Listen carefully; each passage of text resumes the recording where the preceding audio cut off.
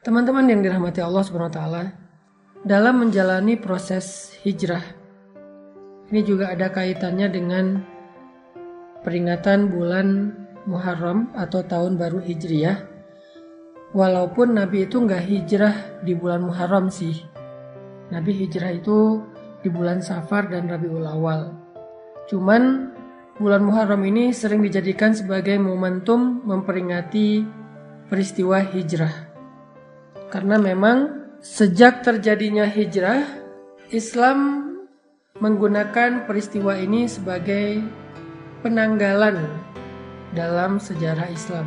Sehingga kita mengenal dengan istilah tahun baru Hijriyah. Jadi tahun Hijriyah itu adalah tahun yang diambil namanya dari peristiwa hijrah. Sehingga pada bulan pertama dari tahun Hijriyah yaitu bulan Muharram, umat Islam menjadikannya sebagai momentum dalam memperingati peristiwa hijrah. Jadi bukan berarti hijrah terjadi di bulan Muharram. Saking pentingnya peristiwa hijrah ini, sampai kaum muslimin menjadikannya sebagai nama tahun, yaitu tahun Hijriyah. Karena kebiasaan orang Arab dulu itu menamakan nama tahun dengan nama peristiwa-peristiwa besar yang terjadi. Misalnya tahun gajah. Itu tahun ketika Raja Abraha dari Ethiopia menyerang kota Mekah dan dia dihancurkan oleh pasukan burung ababil. Sehingga tahun itu dikenal dengan nama tahun gajah. Tahun-tahun berikutnya dikenal dengan nama tahun gajah 1, tahun gajah 2 dan seterusnya. Ketika Nabi SAW kehilangan Sayyidah Khadijah, Abu Talib juga wafat, maka tahun itu dikenal oleh para sahabat dengan nama Amul Huzni, tahun duka cita. Ini menunjukkan bahwa ada kebiasaan orang Arab itu menamakan nama tahun diambil dari peristiwa yang besar yang terjadi dalam kehidupan mereka. Nah, teman-teman yang dirahmati Allah SWT, kalau kita ngomongin tentang hijrah yang memang bertepatan dengan apa yang sedang kita alami sekarang, sebagian besar dari kita ini mungkin baru berhijrah. Ada yang hijrah status. Hijrah status itu dari pacaran jadi nggak pacaran. Ada yang hijrah pekerjaan, dari yang riba meninggalkan riba. Ada yang hijrah penampilan, dari yang nggak berhijab sekarang sudah berhijab, Masya Allah. Ada yang hijrah perilaku, dari yang tadinya marah-marah, emosi sekarang lebih kalem. Dan banyak lagi varian-varian dari hijrah kita yang intinya dari yang buruk kepada yang baik. Dalam proses hijrah ini, apapun varian dan bentuk hijrah kita, maka ada satu sunnatullah yang berlaku kepada semua orang yang berhijrah. Mau itu Nabi, para sahabat, orang-orang solih sebelum kita, semua mereka akan menjalani sebuah proses dari sunnatullah dalam berhijrah. Para ulama mengatakan dalam hijrah itu ada 2 fase yang akan dialami oleh semua orang yang melakukan proses hijrah. Fase yang pertama kata ulama adalah fase ibtila. Dan fase yang kedua adalah fase tamkin. Apa itu fase ibtila? Ibtila itu dari kata bala, yang kemudian menjadi bahasa Indonesia bala. Artinya ujian. Maka nanti teman-teman bisa ngecek di dalam Al-Quran, yaitu surat Al-Ankabut ayat pertama, kedua dan ketiga. A'udzu billahi minasy syaithanir rajim.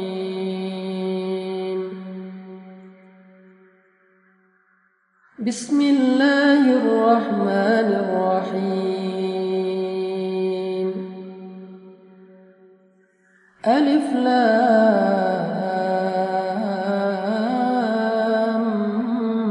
Mim. Ahasiban nasu an yutraku an yaqulu amanna an yaqulu آمنا وهم لا يفتنون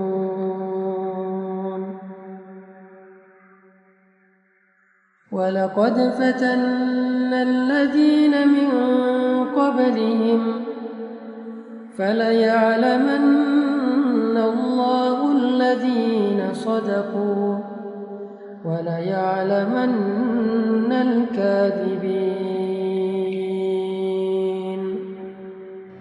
Ini adalah janji Allah kepada setiap orang yang berhijrah. Orang yang mengatakan saya pengen berubah. Orang yang mengatakan saya pengen beriman. Orang yang mengatakan saya pengen bertaubat. Orang yang mengatakan saya pengen ninggalin riba. Orang yang mengatakan saya pengen ninggalin pacaran. Lalu Allah mengatakan, hasiban nasu ayyutraku ayyaqulu amanna? Apakah mereka manusia mengira akan dibiarin aja mengatakan hal-hal itu? Ini pernyataan dari Allah dalam bentuk pertanyaan. Jadi Allah menyampaikan sebuah berita bentuknya pertanyaan, kayak sindiran gitu. Seolah-olah Allah pengen ngasih tahu, emang kalian pikir dengan udah berhijrah udah selesai, Allah nggak akan nguji lagi. Harus ada fase ujian yang dilewati, namanya fase ibtila. Dan ternyata itu bukan hanya kita alami sendiri, tetapi orang sebelum kita pun mengalami hal yang sama, padahal mereka lebih baik dan lebih soleh daripada kita. وَلَقَدْ فَتَنَّا الَّذِينَ مِنْ قَبْلِهِمْ فَلَيَعْلَمَنَّ اللَّهُ الَّذِينَ صَدَقُوا وَلَيَعْلَمَنَّ الْكَاذِبِينَ.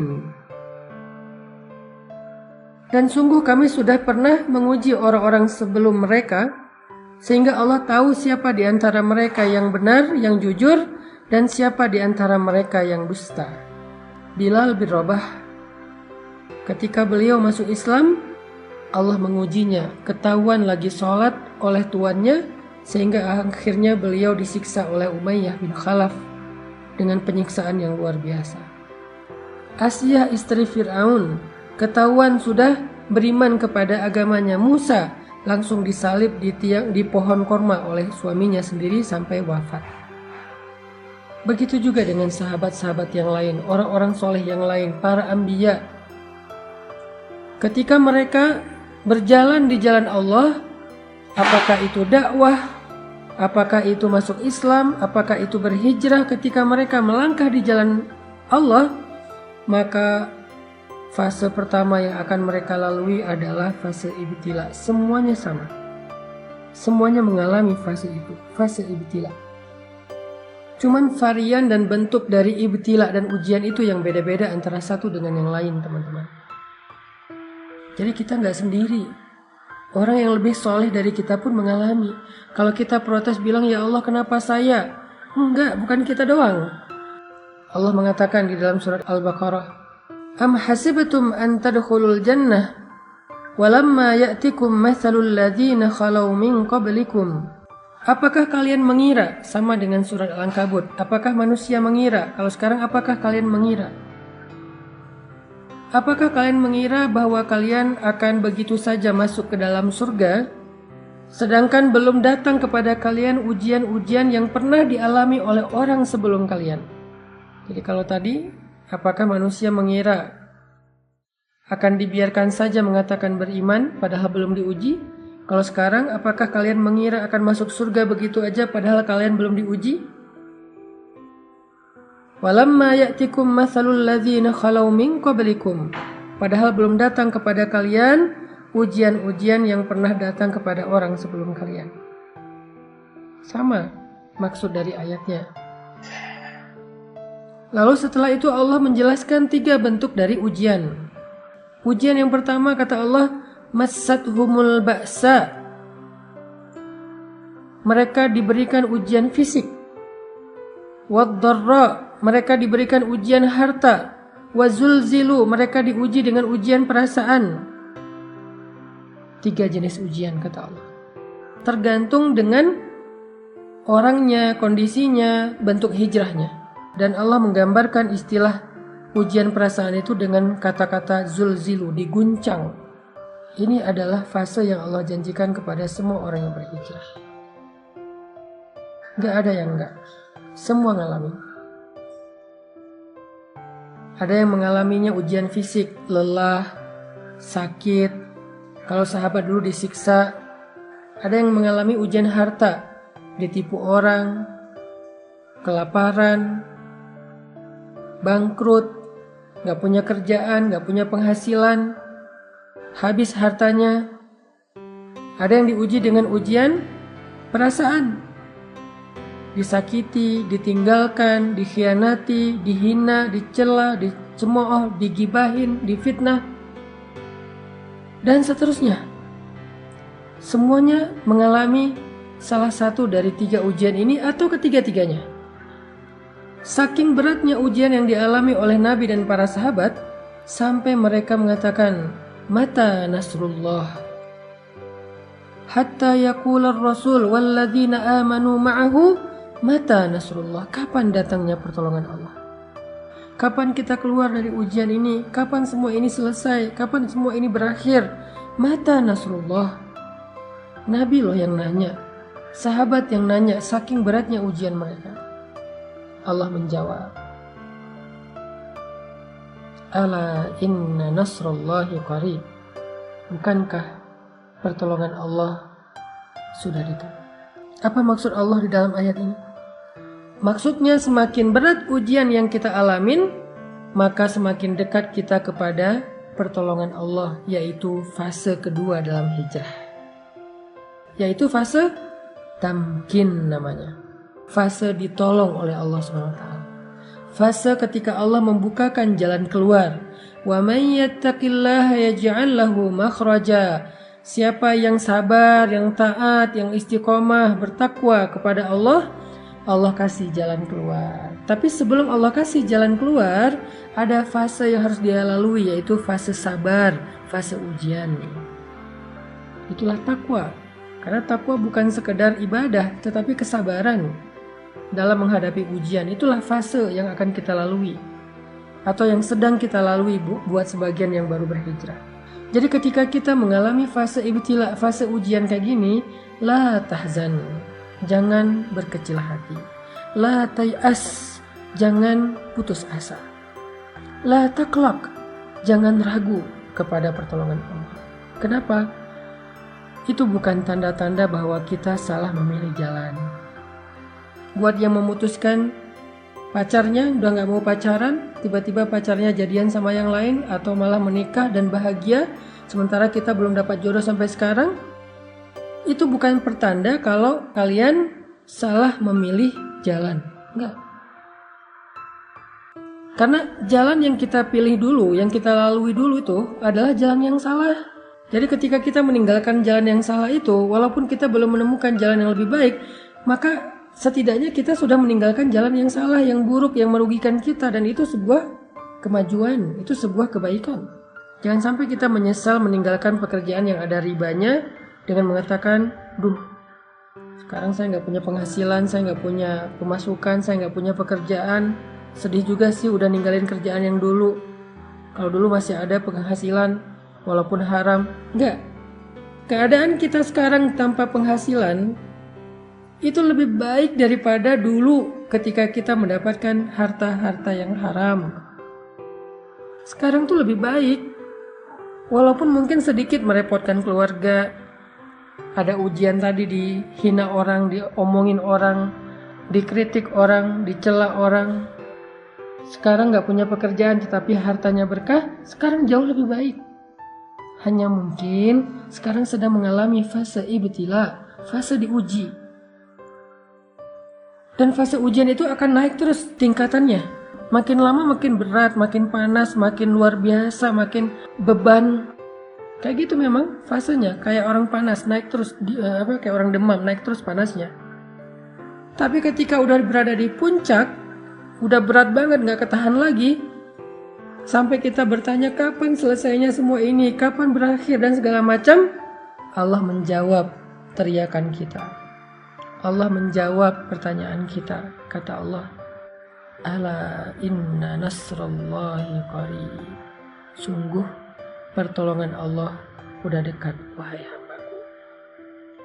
Jangan berputus asa. Jangan menyerah dulu. Pertolongan Allah udah dekat.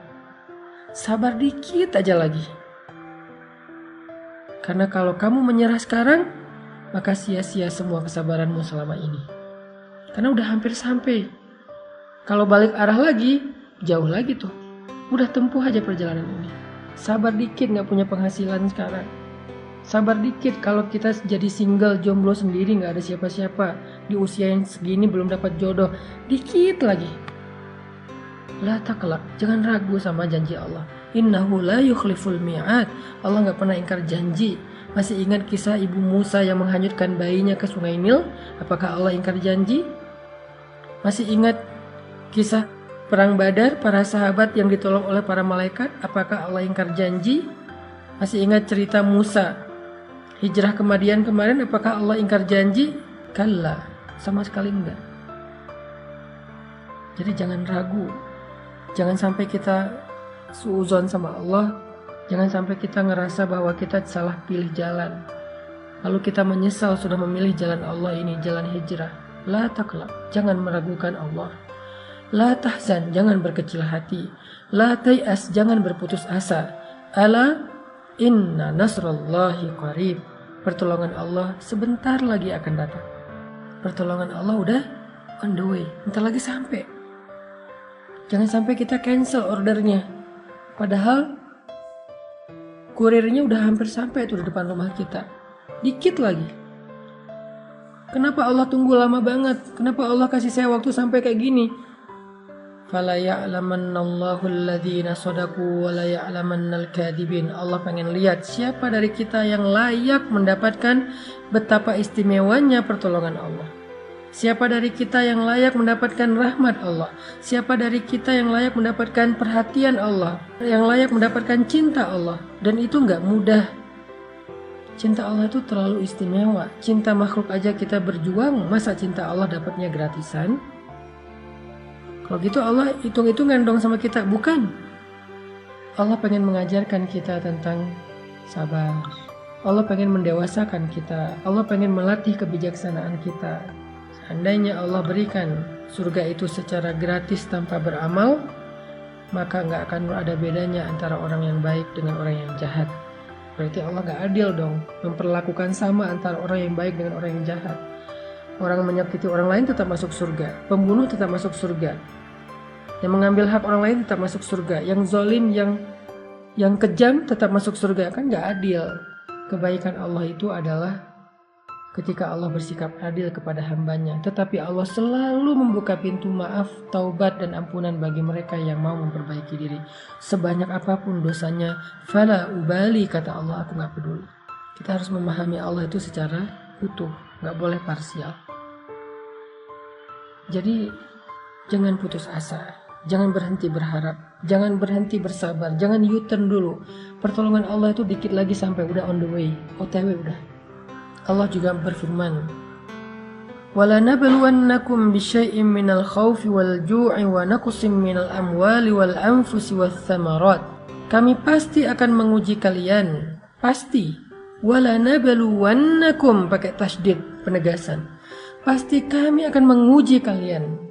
Fase ujian, fase ibtila, fase sabar ini memang fase yang harus kita lalui semuanya, gak ada pengecualian, termasuk para nabi yang lebih soleh daripada kita, termasuk Rasulullah yang lebih dicintai Allah daripada kita, kekasih Allah sekalipun melewati fase ini. Terus siapa kita untuk melangkahi, men-skip fase ini?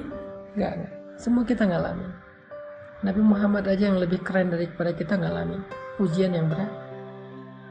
Apalagi kita yang keimanannya belum tentu benar, yang kata-kata hijrahnya belum tentu jujur, yang bilang pengen memperbaiki diri belum tentu sungguh-sungguh. Maka Allah pasti akan menguji semua kita. Semua kita. وَلَنَبْلُوَنَّكُمْ, pasti kami akan menguji kalian. Bisyai'in, dengan sedikit rasa, bisyai'in minal khawfi, rasa takut, ujian perasaan. Wal-ju', rasa lapar, ujian harta. Wa naqsim minal amwal, kekurangan harta, ujian harta juga.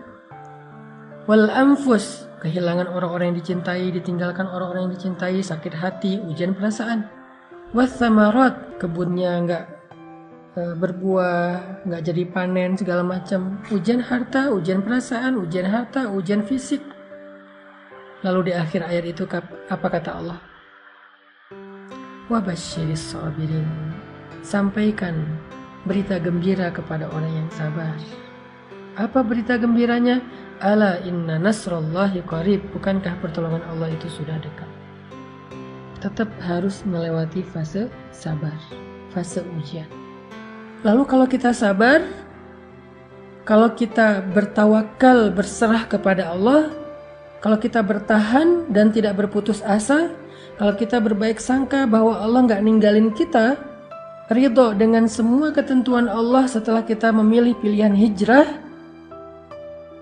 maka kita akan sampai kepada fase kedua, yaitu fase tamkin, fase nasr, pertolongan dan kemudahan dari Allah Subhanahu wa Ta'ala. Itulah fase yang kedua, yaitu fase tamkin.